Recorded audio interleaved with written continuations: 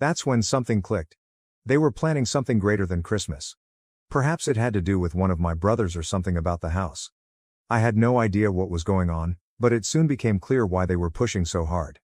They wanted me back for more than simply the holidays. That knowledge felt like a punch in the belly.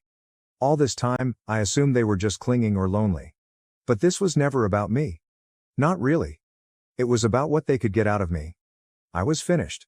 So after that whole drama with my folks trying to guilt trip me, I assumed things would calm down.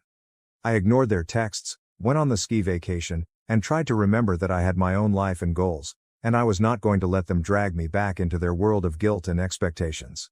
But, of course, it was not so easy. I was back home, just getting back into my routine, when I received a message from my older brother Jake. Now, I hadn't spoken to Jake in months, probably longer. Jake was the one sibling who, as we grew older, I thought would understand me. He wasn't as sick as my other brothers, so I always assumed we may have had something more. But he was always too caught up in his own life. Whatever. Anyway, seeing his name appear on my phone astonished me. His message was straightforward. "Hey, we need to talk." I had no idea what he wanted, but I was not in the mood for more family turmoil. I said, "About what?" A few minutes later, he calls me.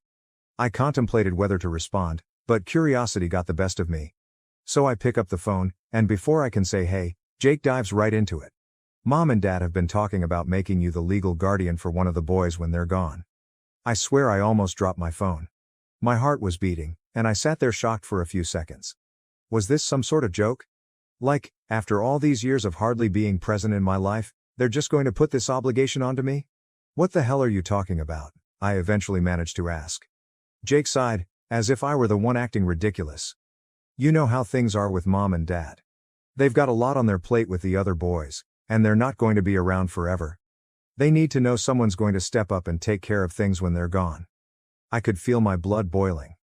And they think that someone is me? After everything? After all the ignoring and guilt tripping, they just assume I'm going to drop everything and take over their mess. Jake didn't seem to get why I was unhappy. "Look, I know it's a lot, but you're the only one who's really stable. The rest of us, we've got our own issues." I nearly laughed. "Yeah? Well, maybe you guys should have thought about that before now. I didn't even know this was a thing." "They never told me they were going to talk to you about it," said the man, "but I figured you should know before they tried to spring it on you." I was pissed. This wasn't just about Christmas or Thanksgiving anymore, it was bigger. They were preparing something long-term, and they hadn't thought to contact me until now, when it was convenient for them. They hadn't spoken to me in years, and now they expected me to take responsibility.